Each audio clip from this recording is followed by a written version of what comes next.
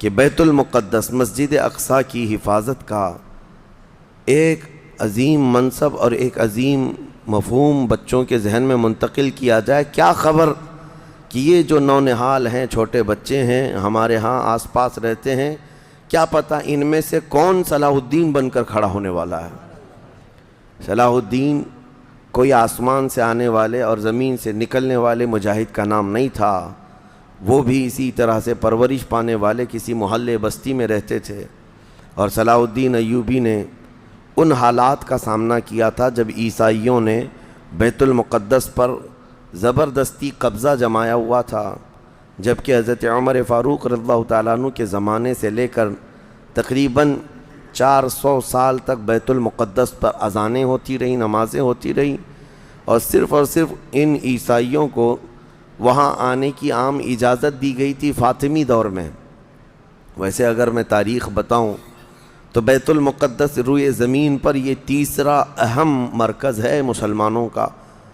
حرم کعبہ اور مسجد نبوی کے بعد تیسرا حرم مسجد اقصیٰ ہے، بیت المقدس ہے.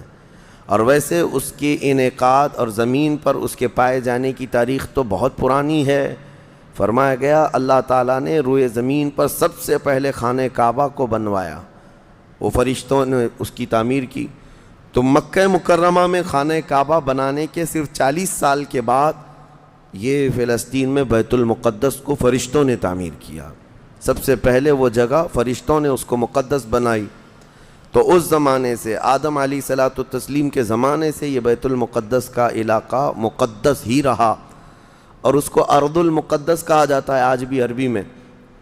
پھر انبیاء اکرام علیہ السلام آتے رہے، اور اکثر انبیاء اکرام علیہ السلام کی عبادت گاہ رہی.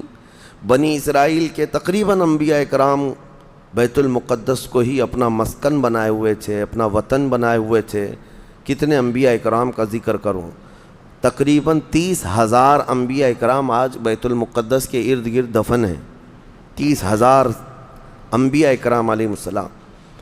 اور اولو العزم پیغمبروں میں حضرت سیدنا ابراہیم علیہ السلام وہیں پر ہیں، آپ کے بیٹے حضرت اسحاق علیہ السلام وہیں ہیں، ان کے بیٹے حضرت یعقوب علیہ السلام وہیں ہیں، پھر موسیٰ علیہ السلام وہیں ہیں، اور اس کے علاوہ زکریا علیہ السلام، داؤد علیہ السلام، سلیمان علیہ السلام، جلیل القدر انبیاء کرام سب بیت المقدس میں ہیں. تو یہ بیت المقدس اس لیے بھی اہمیت کا حامل ہے کہ مسلمانوں سے پہلے یعنی انبیاء کرام علیہ السلام کے دور میں یہ مرکز رہا، قبلہ رہا اکثر امتوں کا. تو یہودی جو ہے چونکہ ان انبیاء کرام کے فالوورز میں آتے ہیں، حضرت ابراہیم علیہ السلام کے، حضرت اسحاق اور حضرت یعقوب علیہ السلام کے، تو ان کے لیے بھی یہ مقدس تھا. اور پھر مزے کی بات یہ ہے کہ حضرت بی بی مریم کی ساری تربیت جو ہے بیت المقدس کے اندر ہوئی، جیسے کہ آپ نے تفسیر میں سماعت کیا ہوگا. اور پھر جب وہ جوان ہوئیں تو حضرت عیسیٰ علیہ السلام کی ولادت بھی بیت المقدس سے قریب میں ہوئی ہے. حضرت عیسیٰ علیہ السلام پیدا وہاں ہوئے، اور حضرت عیسیٰ علیہ السلام نے بھی تبلیغ کا مرکز اسی کو بنایا، بیت المقدس کو بنایا. تو دنیا کے پرانے مذاہب میں، پرانے دین میں یہودیت جو ہے ان کے لیے بھی وہ مقدس ہے، عیسائی جو ہیں ان کے لیے بھی وہ مقدس ہے. پھر اسلام کے لیے اس لیے بھی مقدس ہے کہ اصل ابراہیم علیہ السلام کے دین پر اب نہ یہودی باقی رہے نہ عیسائی باقی رہے، بلکہ صرف مسلمان باقی رہے. کیونکہ ابراہیم علیہ السلام نے شرک اور کفر کی تعلیم نہیں دی تھی، وہ تنہا اللہ رب العزت کے موحد تھے.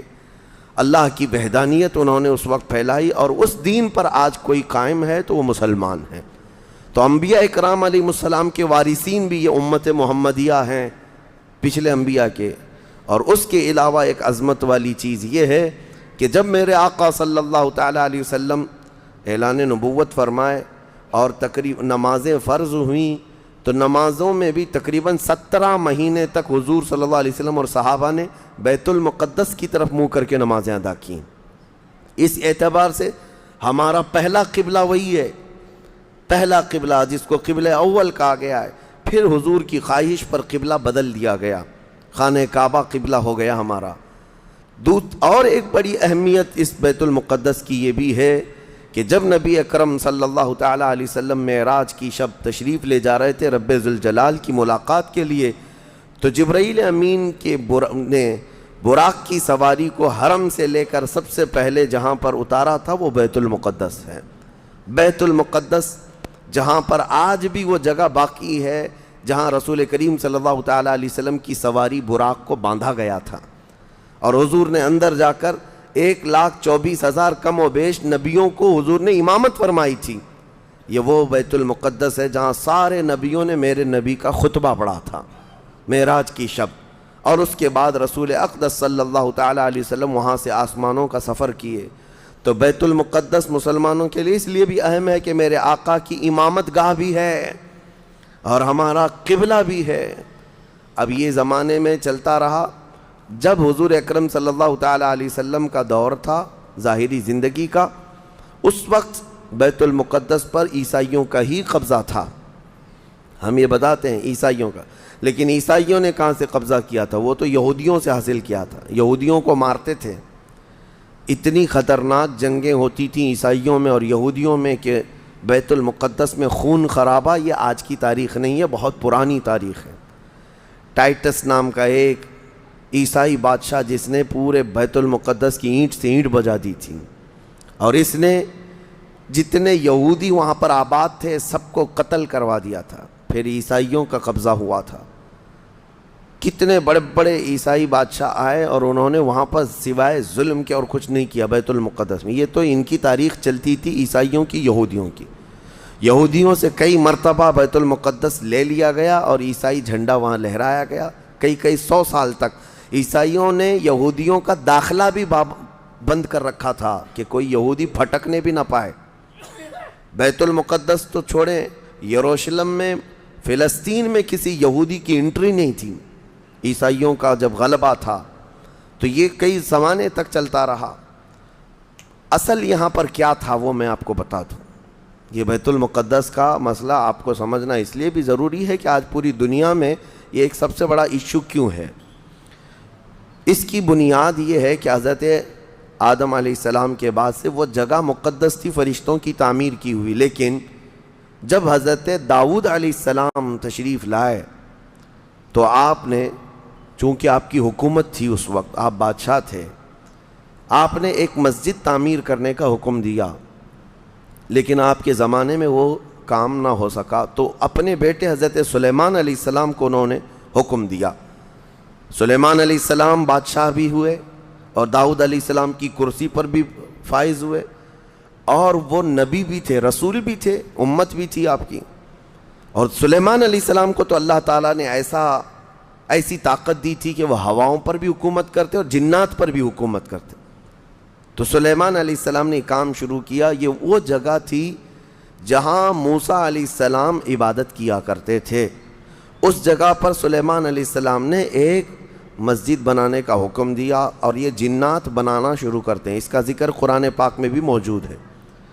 حضرت سلیمان علیہ السلام نے جب پورا ڈیزائن دیا کہ اس طرح سے بننا ہے، تو پھر جنات تعمیر کرتے رہے، اور جنات اتنا خوف کھاتے تھے سلیمان علیہ السلام سے کہ وہ ایک لمحہ بھی حضرت سلیمان علیہ السلام سے غافل نہیں ہوتے یا حکم عدولی نہیں کرتے۔ ہوا یہ کہ کام ابھی کمپلیٹ نہیں ہوا تھا کہ سلیمان علیہ السلام کا انتقال ہوا، تو جنات بھاگ جاتے، لیکن اللہ کی مصلحت، حضرت سلیمان علیہ السلام لکڑی لے کر یوں کھڑے رہتے تھے، اپنا عصا لے کر کے کھڑے رہتے تھے اور کام دیکھتے رہتے تھے۔ جب تک سلیمان علیہ السلام کھڑے ہیں، تیزی سے جنات بڑے بڑے پتھر لاتے تعمیر کرتے رہتے تھے۔ انتقال ہوا سلیمان علیہ السلام کا، اور آپ ایسے ہی کھڑے رہ گئے، آپ کے کھڑے کھڑے وفات ہوئی ہے۔ اور اس طرح سلیمان علیہ السلام کی وفات کو سالوں گزر گئے، لیکن آپ وہاں سے ہٹے نہیں، کیونکہ کام چل رہا تھا۔ قرآن میں ہے، اللہ تعالیٰ فرماتا ہے جب لکڑی کو دیمک کھا گئی، کتنے سال گزر گئے ہوں گے، حضرت سلیمان علیہ السلام یوں ہی کھڑے تھے۔ اور عام دوسرے لوگوں کی موت تو چھوڑو، نیند میں کھڑا ہو کر کے دکھائے۔ وہ اللہ کے نبی تھے کہ انتقال کے بعد بھی وہ کھڑے رہے۔ روایتوں میں کئی سالوں تک، 10 سالوں تک آپ کھڑے رہے۔ اور اس کے بعد دیمک کھا گئی لکڑی کو تو لکڑی ٹوٹ گئی. تب سلیمان علیہ السلام زمین پر آ گرے. جنات اسی وقت جان گئے کہ یہ تو انتقال کر گئے. تب تک بیت المقدس کا کام کمپلیٹ ہو گیا تھا، جنات بھاگ گئے سب. یہ تعمیر، اس کو اصل میں بیت المقدس نہیں کہا جاتا تھا اس وقت، یہ ہیکل سلیمانی. یہ یہودیوں کے عقیدے کے اعتبار سے فرسٹ ٹیمپل ہے، پہلا مندر یا پہلی مسجد جو بھی ہے مقدس تھی. یہ ہیکل سلیمانی جو سلیمان علیہ السلام نے جنات سے بنایا تھا، اور سلیمان علیہ السلام کی کرسی جہاں لگتی تھی اس وقت حضرت سلیمان علیہ السلام نے جنات اور سرکش لوگوں سے اور جادوگر لوگوں سے سب چیزیں جادو کی چھین کر اپنی کرسی کے نیچے دفن کر دیا تھا. سب ختم کیا تھا کہ کوئی جادو ٹونا یہ سب چیزیں نہ ہوں، کیونکہ یہودی جادو کے پیچھے بہت بھاگتے تھے، صرف جادو میں ہی دن رات. آپ نے سب دفن کیا، اور اس کے بعد آپ کے انتقال کے بعد سالوں بیتے اور اسی طرح سے رہے. لیکن پھر یہ ہیکل سلیمانی کو ایک بادشاہ آیا جو عراق کا رہنے والا تھا، اس کی یہودیوں سے دشمنی تھی. اس نے ایسا حملہ کیا کہ پورے ہیکل کو توڑ ڈالا، یعنی جو جنات کا بنایا ہوا تھا اس کو مکمل طور سے مسمار کر دیا. ایک دیوار باقی رہ گئی، ایک دیوار باقی رہ گئی جہاں جا کر کے آج یہ یہودی روتے ہیں. دیوار گریا اس کو کہتے ہیں. وہ اس زمانے کی ایک باقی رہ گئی، باقی پورا ہیکل گرا دیا. زمانہ بیت گیا، یہودی اس بات پر روتے رہے کہ ان کو مارا گیا، قتل کیا گیا. پھر عیسائیوں کا اس پر قبضہ رہا. پھر عیسائیوں سے یہودیوں نے ایک بار پھر حاصل کیا. پھر دوبارہ یہ ٹائٹس کے زمانے میں عیسائیوں نے مار کر کے پورے یہودیوں کو خون خون کر دیا. اور پھر بیت المقدس کچھ نہیں تھا، ایک دیوار تھی، ایک دوسری وہاں پر ایک چھوٹی سی عمارت بنائی گئی. اس عمارت کو یہ سیکنڈ ٹیمپل کہتے ہیں. سیکنڈ ٹیمپل یہ دوسرا مندر، اور اسی کو عبادت گاہ بنا کر چلتے رہے. زمانہ بیتا یہاں تک کہ حضور صلی اللہ تعالیٰ علیہ وسلم کی نبوت کا اعلان ہوا. پھر اس کے بعد 23 سال گزرے. پھر آپ کی وفات کے بعد صدیق اکبر کا زمانہ آیا. پھر سیدنا عمر فاروق کا زمانہ آیا. تقریباً یہ 26-28 ہجری کی بات ہے حضرت عمر کے دور میں. پھر حضرت عمر فاروق کے دور میں جو فتوحات ہو رہی تھی، اسلام پھیلتا جا رہا تھا، تب صحابہ کے ایک لشکر کو حضرت عمر نے فلسطین بھی بھیجا، جس میں حضرت ابو عبیدہ بن جراح بھی تھے. تو ان صحابہ نے اس چھوٹے سے لشکر کو لے کر فلسطین کا معرکہ ایسا سر کیا کہ یہ عیسائی سب جان چکے تھے حالات کیا چل رہے ہیں، سیرنڈر ہو گئے اور کہا ہم جو ہے یہ بیت المقدس کی ساری چابیاں آپ کے حوالے کرتے ہیں، لیکن ایک شرط ہے کہ ہم آپ کے ہاتھ میں نہیں دیں گے بلکہ مسلمانوں کے امیر المومنین کے ہاتھ میں دیں گے، وہ آئیں ہمارے پاس. تو وہاں جو صحابہ تھے انہوں نے خط لکھ کر بھیجا حضرت عمر کو. حضرت عمر مدینے میں تھے. کہا ٹھیک ہے میں آ رہا ہوں. قبلہ اول مسلمانوں کے ہاتھ میں تھا، بیت المقدس آ رہا تھا. سیدنا عمر فاروق مدینے سے چل پڑے. ایک غلام کے ساتھ نکلیں اور ایک سواری ہے، ایک خچر ہے، اور دونوں بھی کس انداز سے جا رہے ہیں. ایسا امیر المومنین جس کے رعب سے قیصر و کسریٰ کانپتے تھے، لڑائی کی کسی کے اندر مجال نہیں تھی. وہ ایک خچر کے سواری پر اتنا لمبا سفر طے کر رہے ہیں. وہ بھی غلام سے یہ طے کر رکھا ہے 1 میل میں بیٹھوں گا، 1 میل تو بیٹھنا. ہاں تو رسی پکڑ کے چلے گا 1 میل تک، اور اس کے بعد جب تو بیٹھے گا تو میں رسی پکڑ کے چلوں گا 1 میل تک. اس طرح سے تو سفر طے کیا. جب فلسطین پہنچ رہے تھے اور اس وقت لوگوں میں خبر تھی کہ امیر المومنین آ رہے ہیں، تو لوگ دیکھنے کے لیے شہر سے بھاگے بھاگے باہر آئے. اتفاق ایسا کہ اس وقت خچر گھوڑے پر بیٹھنے کی باری غلام کی تھی اور نکیل رسی حضرت عمر کے ہاتھ میں تھی. دوڑے ہوئے لوگ آئے جو نہیں پہچانتے تھے. عیسائیوں نے امیر المومنین کہہ کر اس غلام کا استقبال کیا کہ تشریف لائیں. تب جو صحابہ تھے وہاں پر انہوں نے پکار کر کہا نادانو، وہ امیر المومنین نہیں، رسی پکڑا ہوا امیر المومنین ہے، یہ امیر المومنین ہے. پہلی مرتبہ ان اعلیٰ اخلاق و کردار کو عیسائیوں نے دیکھا تھا کہ وقت کا خلیفہ کوئی گھوڑے کی رسی پکڑ کر کے بھی چلتا ہے. تو بہت متاثر ہوئے، اور اس کے بعد بنا کسی جنگ کے حضرت عمر فاروق رضی اللہ تعالیٰ عنہ بیت المقدس میں داخل ہوئے، اور ان عیسائیوں نے جو کچھ بھی وہاں پر کیا تھا اس کو نکالا۔ پھر حضرت عمر فاروق رضی اللہ تعالیٰ عنہ نے پہلی اذان دینے کا حکم فرمایا، وہ ظہر کی اذان تھی، آپ نے وہاں پر نماز پڑھائی۔ پھر اس کے بعد یہ سلسلہ چلتا رہا۔ اب اس میں تفصیل ہے، عیسائیوں کو اسی طرح ہم بھی بھگاتے، مسلمان بھی بھگاتے، جیسے یہ یہودیوں کو بھگاتے تھے، تو انہیں آج بولنا چاہیے تھا کہ مسلمانوں نے زبردستی قبضہ کیا۔ حضرت عمر فاروق کا عام اعلان تھا کہ جو یہاں پر رہنا چاہے اس کے لیے کھلی آزادی ہے، حتیٰ کہ عیسائیوں کا چرچ بھی تھا پرانا، حضرت عمر نے کہا اس کو توڑا نہ جائے، اس میں عبادت جو ہوتی ہے ان کو اپنی عبادت کرنے دیا جائے۔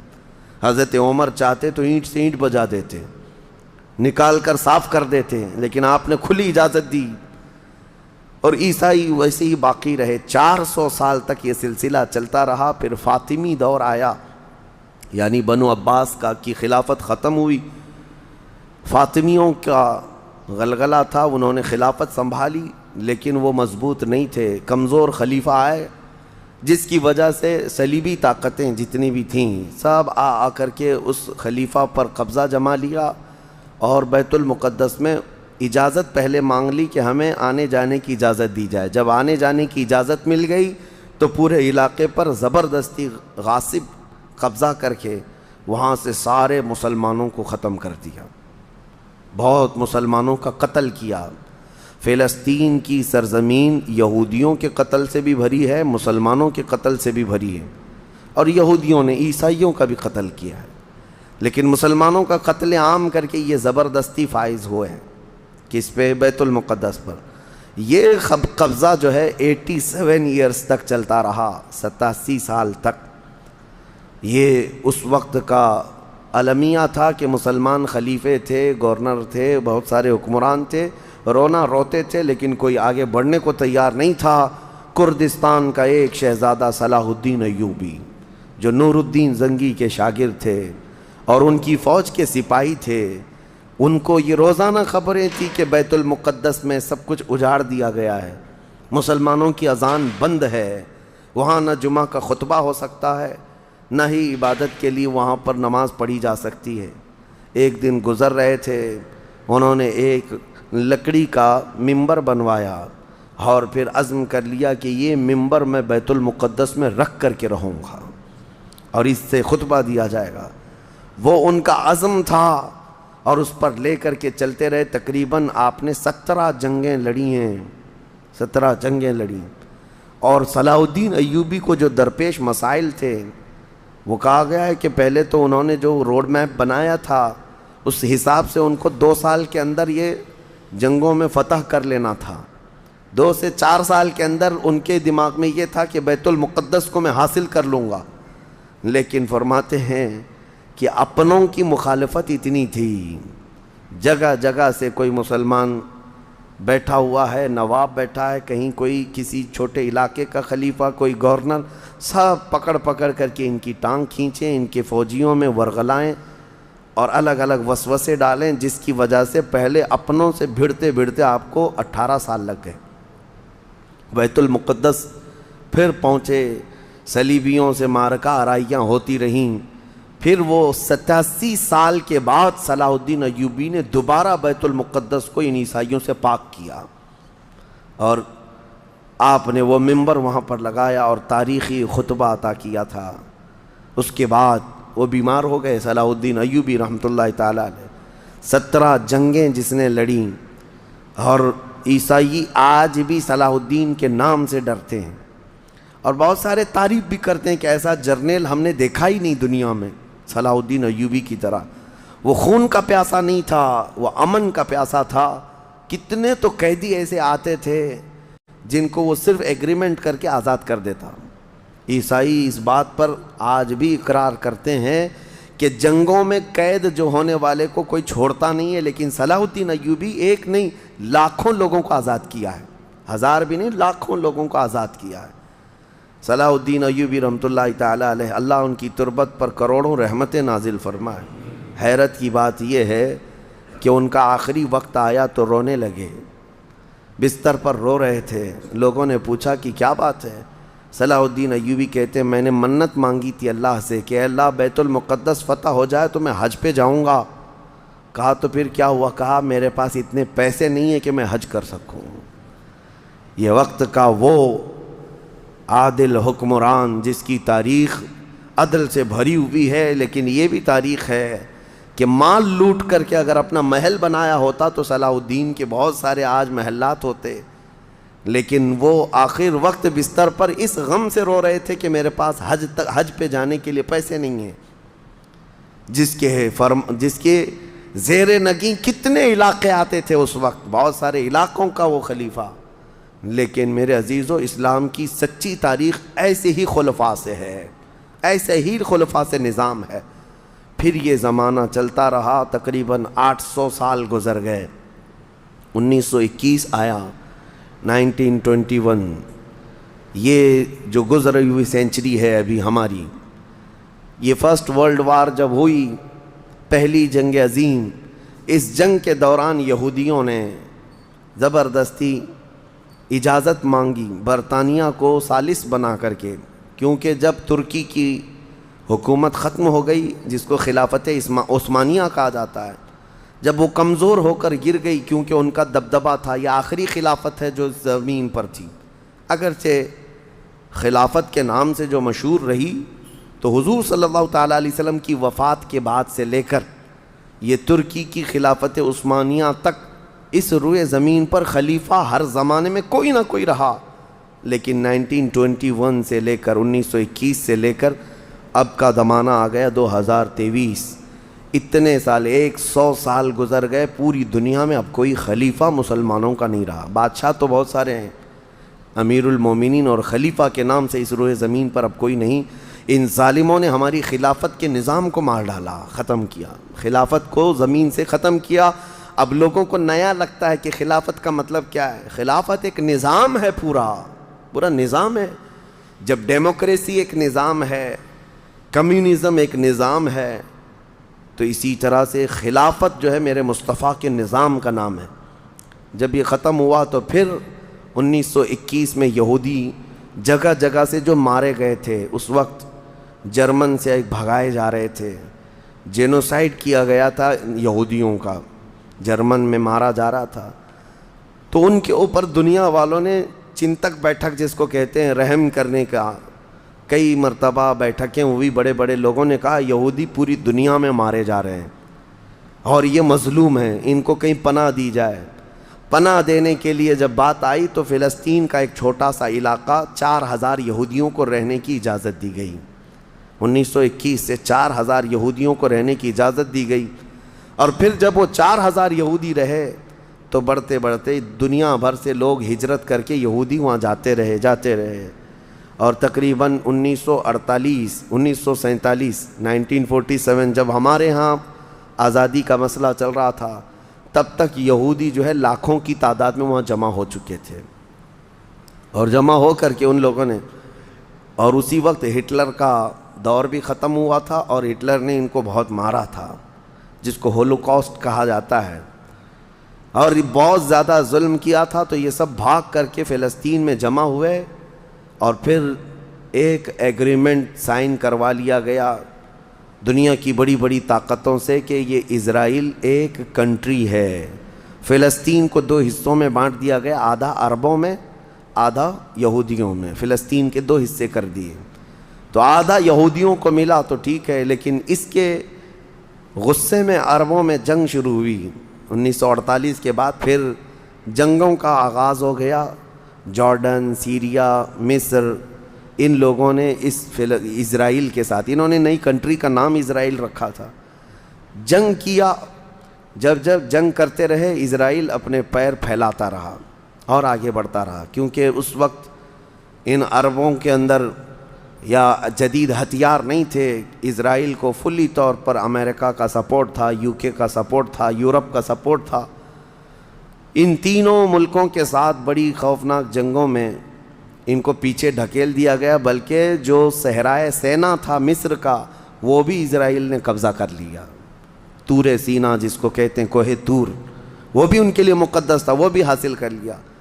پھر اس کے بعد دوسری جنگ بھی ہوئی تھی مصر کی، تب مصر نے وہ علاقہ واپس لیا اور اسرائیل کو سمیٹنے کی کوشش کرتے رہے۔ 3 بڑی جنگوں میں ہوا یہ کہ جب جب جنگ ہوتی رہی اسرائیل پھیلتا رہا۔ پھر 1978 کے قریب یا 75 کے آس پاس اسرائیل نے پورے طور پر فلسطین کا کنٹرول اپنے ہاتھ میں لے لیا، جس میں بیت المقدس بھی چلا گیا۔ یہ ہے تاریخ میں آدم علیہ السلام کے زمانے سے لے کر یہاں تک کی بتا رہا ہوں، مختصر جھلکیاں۔ اس کے بعد سے یہودیوں نے بیت المقدس کا کنٹرول اپنے ہاتھ میں لیا، حالانکہ UN کا یہ فیصلہ ہے کہ پورے اسرائیل کو یہ خاص طور پر تنبیہ کی گئی ہے کہ صرف مسجد اقصی جو بیت المقدس ہے، اس کا کنٹرول اور اس کا مینجمنٹ، اس کے انتظامات یہودیوں کے ہاتھ میں بھی نہیں رہیں گے اور وہاں کے فلسطینی مسلمانوں کے ہاتھ میں بھی نہیں رہیں گے، یہ جارڈن کی حکومت کو دیا گیا ہے۔ جارڈن کی حکومت، جس کو کسٹوڈین آف یہ کہا جاتا ہے بیت المقدس، وہ اس کے انتظام دیکھتی ہے، لیکن برائے نام ہے یہودیوں نے دھجیاں اڑا رکھی ہیں پورے دنیا بھر کے قوانین کی۔ جہاں جہاں ان کو پابندی تھی کہ یہاں نئے گھر نہیں بنائیں گے، ابھی 3-4 سال پہلے انہوں نے پورے مسلمانوں کے محلے کو ختم کر کے 200 گھر بنائے، یہودیوں کو آباد کیا۔ برسوں سے یہاں جو مسلمان تھے، ابھی آپ جا کر کے کبھی دیکھیں یروشلم، بیت الحم جو بیت المقدس کے آس پاس کے علاقے، رام اللہ، 40 سال 45 سال ہو گئے دکانوں کو تالے لگے ہوئے ہیں، جالے لگے ہوئے ہیں، لیکن کھولنے کی اجازت نہیں ہے۔ اتنے پرانے وقت سے دکانیں بند ہیں۔ کہا کہ نہیں، یہودیوں کی طرف سے کوئی یہاں پر کھولنے کی اجازت نہیں ہے، مسلمانوں کے نام پر۔ اور اللہ کا فضل تو دیکھیں، وہ مسلمان کیسے جگرے والے لوگ ہیں، میں نے اپنی آنکھوں سے دیکھا ہے۔ ہر جگہ کی طبیعت کے اعتبار سے اللہ تعالیٰ مخلوق پیدا کیا ہے۔ ان ظالم غاصب اسرائیلیوں کو ہم نے دیکھا، یہ بندوق تانے بیت المقدس کے ہر دروازے پر کھڑے رہتے ہیں، اور مسلمانوں کا فلسطینی 8 سال کا بچہ آتا ہے، اس کی نال یوں پھینک کر کے مسجد میں اندر جاتا ہے، نماز پڑھتا ہے، پھر نکلتا ہے، اور وہ فوجی دیکھتا رہ جاتا ہے، کچھ نہیں کرتا۔ بسا اوقات گولیوں سے برساتے ہیں۔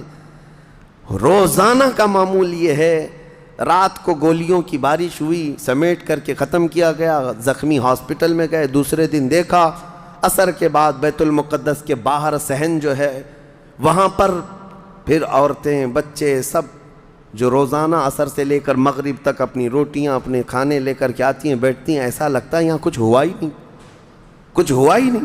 مائیں بچوں کو بچپن سے یہ چیز ڈال دیتی ہیں کہ بیٹا اگر تو ابھی گھر سے گیا نماز کے لیے تو ہمیں یہ یقین نہیں ہوتا کہ تیرا جسم آئے گا کہ تیری لاش آئے گی۔ ہر ماں کا یہ وہاں پر جذبہ ہے، اور یہ حدیث پاک میں موجود ہے۔ میرے آقا صلی اللہ علیہ وسلم نے فرمایا، لا تزال طائفۃ من امتی، میری امت میں سے ایک جماعت ایسی رہے گی جو قیامت تک حق کے لیے لڑتی رہے گی، اور اللہ ان کا ناصر و مددگار ہوگا۔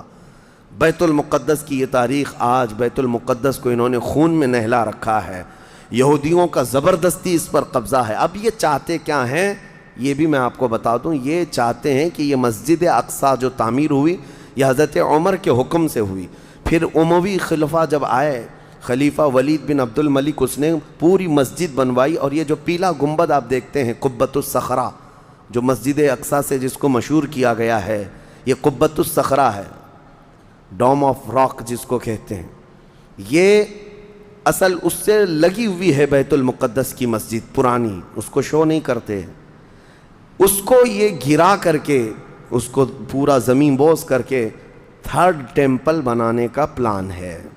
ان کو یہ چاہیے کہ حضرت داؤد علیہ السلام کے زمانے میں جو کام شروع ہوا تھا، سلیمان علیہ السلام نے جو مندر بنایا تھا، جو ٹیمپل بنایا تھا، ہم اس کو اسی جگہ تعمیر کریں گے۔ تو بیت المقدس، مسجد اقصی کی دیوار سے دیوار انہیں گرانا ہے، اس کے لیے یہ کیا کیا سازشیں کرتے رہے، کھدائی کرتے رہے کہ یہاں پرانا خزانہ ہے، فلاں چیزیں ہیں، ثبوت نکالنا ہے۔ کتنا دیواروں کو ہلانے کے لیے آرٹیفیشیل زلزلے لائے گئے، مصنوعی طور پر یہ زمین ارتھ کویک لائے گئے کہ مسجد اقصی گر جائے لیکن اللہ کی مرضی جب تک چاہے. اب اگر حالات ایسی ہیں تو یہ مسجد اقصیٰ کو گرا کر کے وہاں پر ایک تھرڈ ٹیمپل بنائیں گے، جس کا پورا آرکیٹیکٹ ڈیزائن بھی انہوں نے ظاہر کر دیا ہے، نشر کر دیا ہے، کوئن بھی ایک جاری کر دیا ہے جس کو لے کر کے بیت ان کے تھرڈ ٹیمپل کے اندر جائے گا، آئے گا. یہ 2017 کی بات میں بتا رہا ہوں. پوری تیاریاں کر لی گئی ہیں.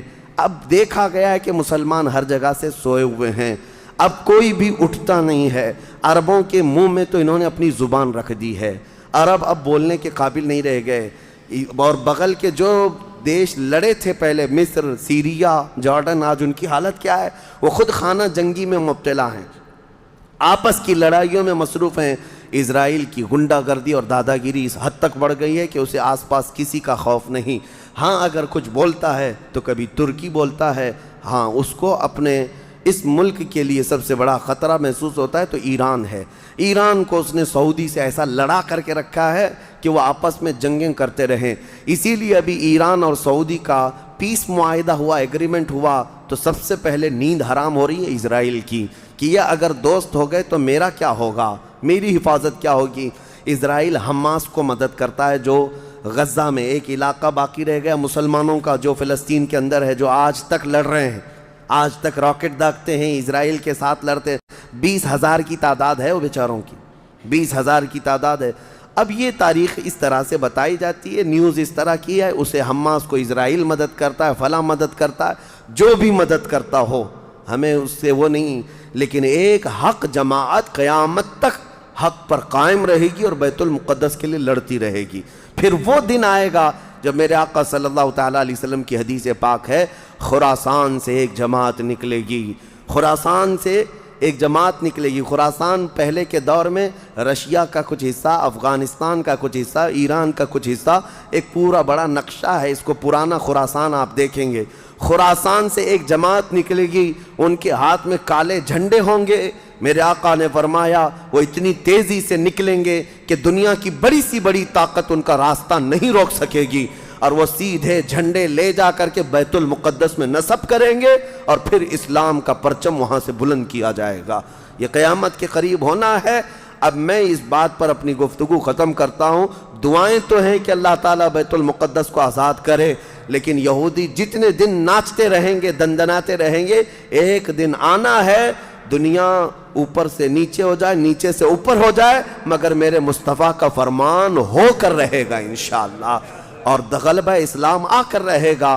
آج یوم القدس کے طور پر پوری دنیا میں یہ بات منائی جا رہی ہے. میں بچوں میں یہ انفارمیشن نقل کرنا چاہتا ہوں کہ بچوں یاد رکھو ہمارا بیت المقدس سے کیا رشتہ ہے، ہمارا کیا تعلق ہے، اور ہمارے لیے وہ کتنی عظمت والی جگہ ہے. اس لیے کہ آپ ہندوستان میں ہیں، دور دراز ہیں، کہیں پر بھی ہیں، لیکن روحانی رشتہ تمہارا جب مدینے سے جڑا ہے تو مدینے کے آقا کے فرمان سے بھی جڑا ہوا ہے. اللہ کریم ہم سب کو بیت المقدس کے محافظین میں شامل فرمائے. قیامت کے قریب امام مہدی کی فوج میں اللہ تعالی ہمارا شمول فرمائے.